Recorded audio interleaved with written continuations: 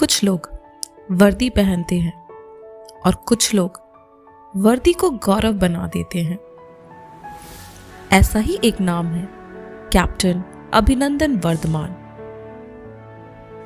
Captain अभिनंदन भारतीय वायुसेना की उन जाबाज योद्धाओं में से हैं जिनके साहस ने पूरे देश को एकजुट कर दिया।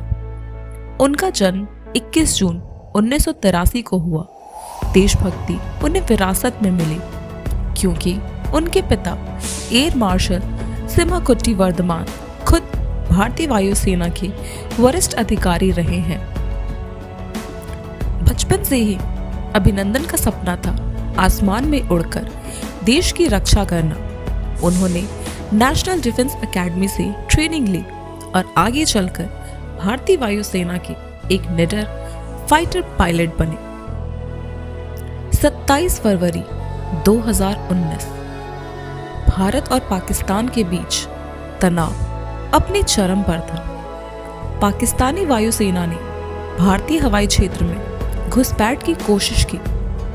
उसी समय विंग कमांडर अभिनंदन अपने मिग 21 बाइसन फाइटर जेट के साथ दुश्मन का सामना करने के लिए आगे बढ़े।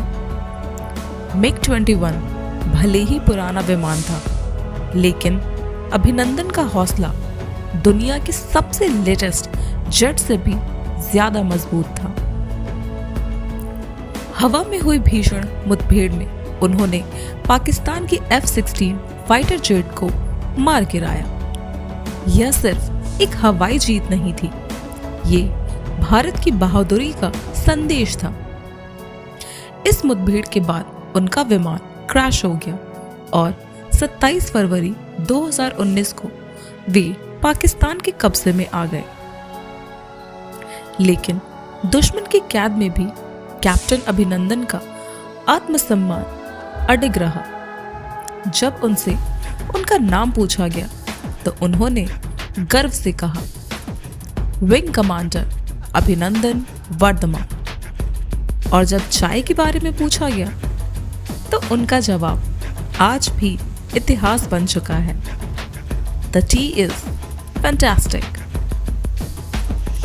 पूरे देश की दुआओं और अंतर्राष्ट्रीय दबाव के बाद 1 मार्च 2019 को कैप्टन अभिनंदन वर्धमान सुरक्षित भारत वापस लौटे। जैसे ही उन्होंने वतन की धरती पर कदम रखा, पूरा देश गर्व और भावनाओं से भर उठा। ये सिर्फ एक पायलट की वापसी नहीं थी, ये भारत के सम्मान, साहस और आत्मविश्वास की जीत थी। कैप्टन अभिनंदन को भारत के सबसे बड़े तीसरे वीरता सम्मान वीर चक्र से सम्मानित किया गया।